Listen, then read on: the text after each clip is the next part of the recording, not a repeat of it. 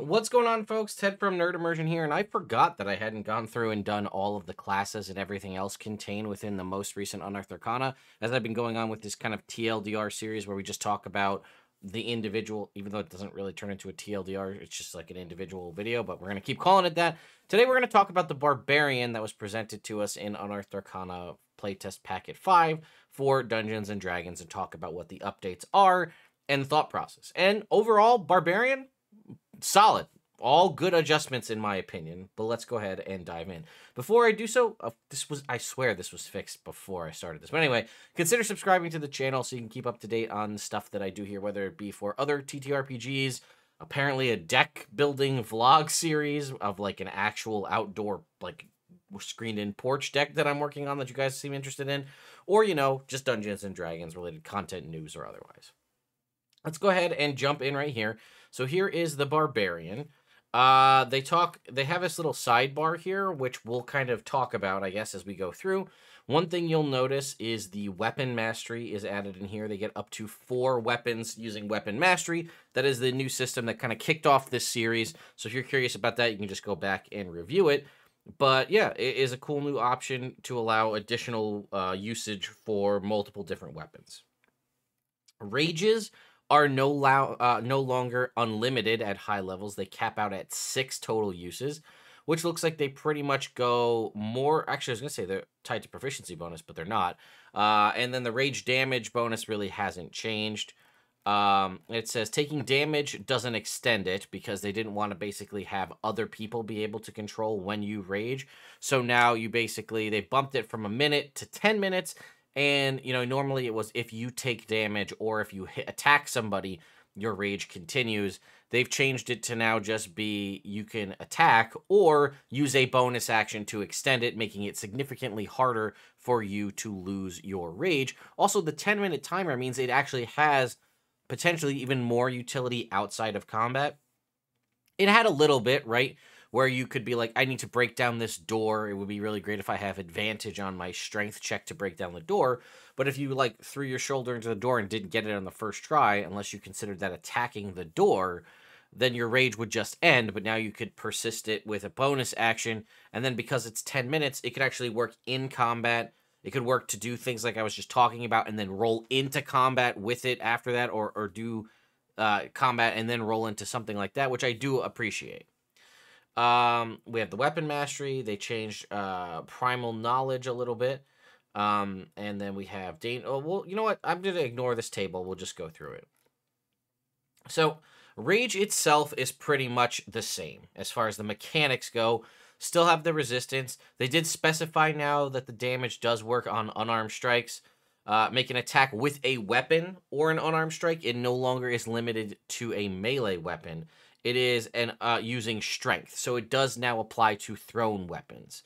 So when you make an attack with a weapon or an unarmed strike using strength, you can increase the damage by the rage damage number associated in that table, which is a nice improvement to see that it does work with thrown weapons, which is not something that happened before.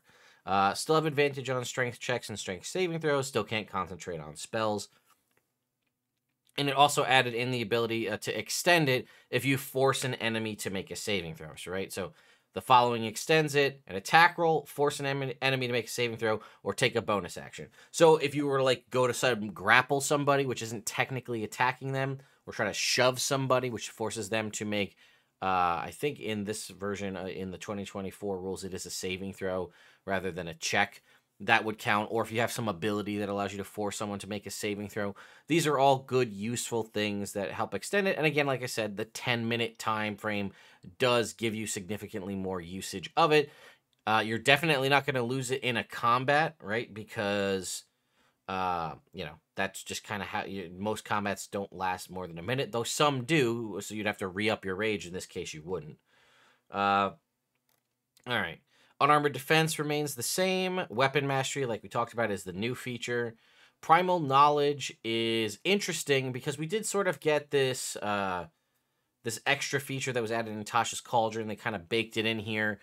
You get proficiency from a skill of your choice that's on the Barbarian list. But what's interesting is while your rage is active, you can use your strength as the main ability score for any one of those, acrobatics, intimidation, perception, stealth, or survival, you use strength instead of the base ability score. I think this is hilarious. I like this feature, but I also think it's hilarious that I can be so angry that I see things better, that my perception is better because it uses my strength. Or your stealth, you're so angry that you sneak better. You know what I mean? It's just funny to think about. Mechanically, it's funny to think about, but ultimately it does work, so I like it.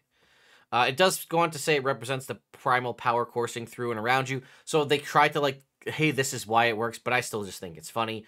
Reckless attack is pretty much the same, but again, it says attack rolls using strength during this turn, but attack rolls against you have advantage. So again, reiterating the fact that even reckless attack also works with ranged weapons, not just melee weapons. So you could reckless attack, throw a javelin if you wanted.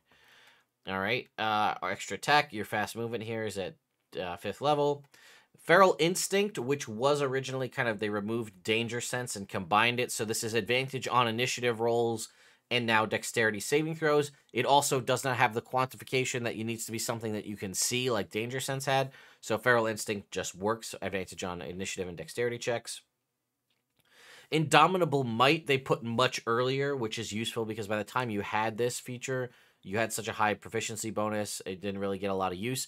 But it's if your total for a strength check is less than your strength score, you can use your score again.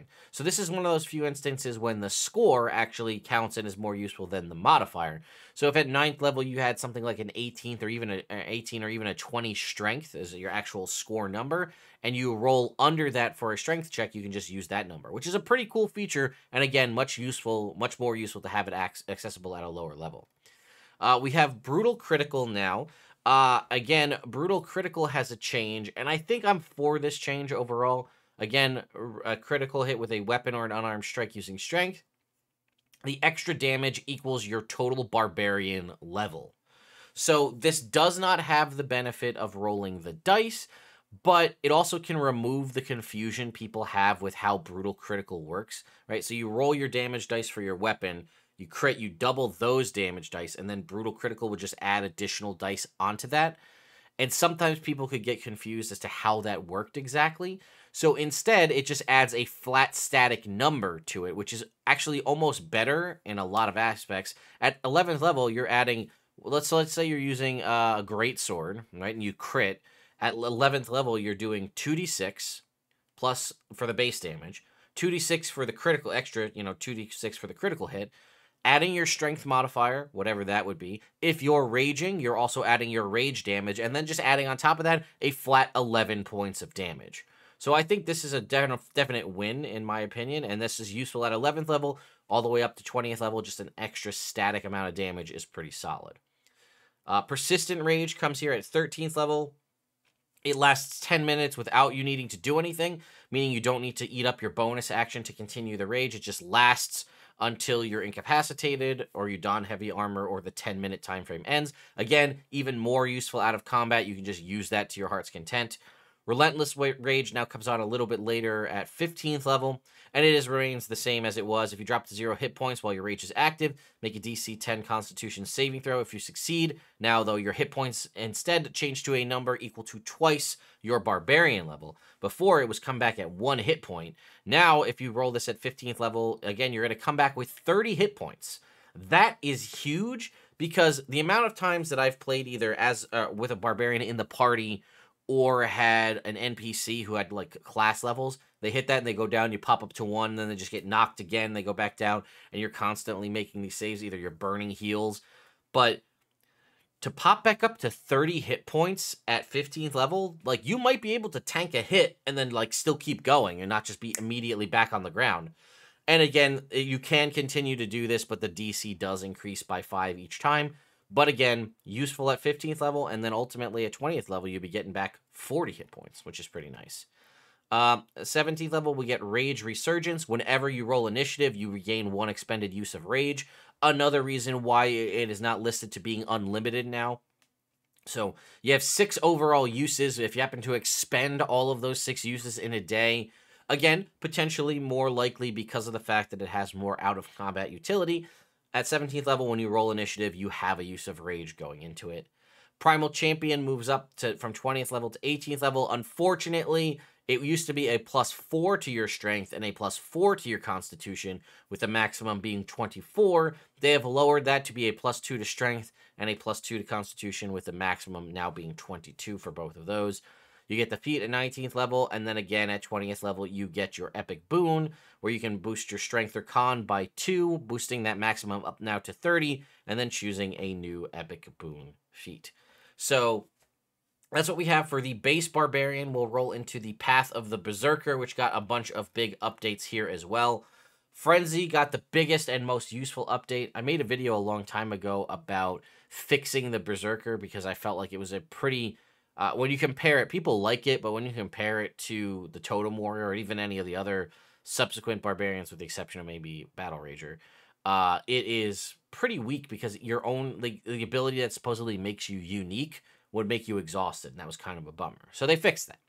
Frenzy is now, you can go into a frenzy in a battle. If you use Reckless Attack while your rage is active, you deal extra damage to the first target you hit on your turn with a strength-based attack.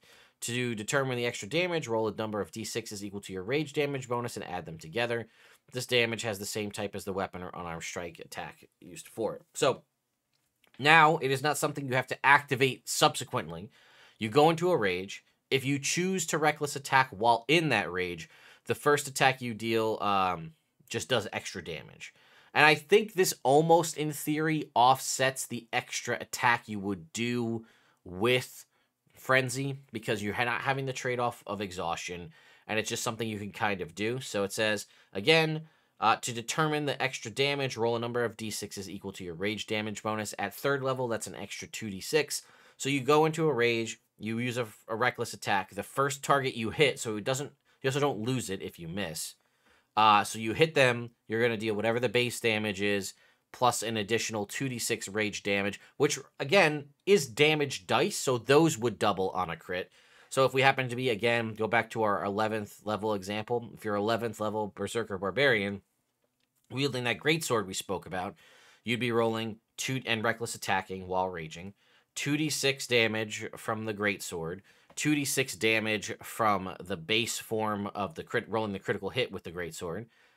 You'd be dealing at that point at level 11, I think 3 extra dice for the Rage Frenzy feature here, but that 3 would get doubled to 6 because of the critical. So right now we're at 46 from the Greatsword, 66 from the Frenzy, plus your Strength modifier, plus your Rage damage, plus the static 11 damage from Brutal Critical.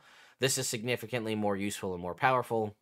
I like it. Again, there was the opportunity to potentially get multiple hits or multiple chances to crit with an extra attack, but not having to deal with exhaustion is definitely an improvement. Mindless Rage now, you have immunity to the Charmed and Frightened condition while your rage is active, and if you enter a rage while Charmed or Frightened, that condition ends on you. I think previously it would like it would stave off the condition, like put it, you know, like it was on hiatus essentially till you came back out of rage, and then you'd be Charmed or Frightened again. This makes a lot more sense. Retaliation is pretty much the same. When you take damage from a creature that is within 5 feet of you, you can use your reaction to make 1 melee attack against that creature using a weapon or an unarmed strike. This used to be the 14th level ability, is now the 10th level ability, which is nice. Get more use out of that. It's also when a creature within 5 feet of you deals damage to you. Any form of damage, even if that's retaliatory damage, like you hit somebody and they have like when you hit them, you take 2d6 fire damage. It triggers another attack, which is nice. And then Intimidating Presence at 14th level. This one is still kind of disappointing to me, but it's better than it was. As an action, you can strike terror into others with your Menacing Presence. Each creature of your choice within 30 feet of you or 60 feet, which is doubled if you're raging, which is nice, must make a wisdom saving throw. Provided they aren't behind total cover. On a failed save, rather, the creature is frightened for 1 minute. At the end of the frightened creature's turns, they repeat the saving throw, ending the effect on themselves if successful. And then again, you can't use this again until you finish a long rest. And if you've run out of this feature, you can expend a use of Rage, choosing not to activate the Rage but get this back. I don't really see at 14th level how useful this ability is. You're burning your whole action. If you want to have it do more range, you're going to have to also be raging to do it. And again, all it does is strike them with the frightened condition if they fail, but they also get to make the save at the end of each of their turns to end it anyway.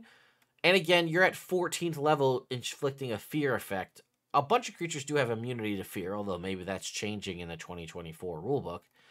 I honestly don't think it would be a rare situation. I feel like Intimidating Presence would be more useful than just attacking twice. I could be wrong, and I'm sure you guys will tell me in the comments. But yeah, that's my thoughts. I think Berserker is much better, but I think Intimidating Presence could use a little bit of a tweak. Perhaps maybe even if it was just a bonus action, that could make it that much more useful. I don't know. Let me know your thoughts and opinions in the comments down below, and I'll see you all next time. We'll cover the fighter in the next one.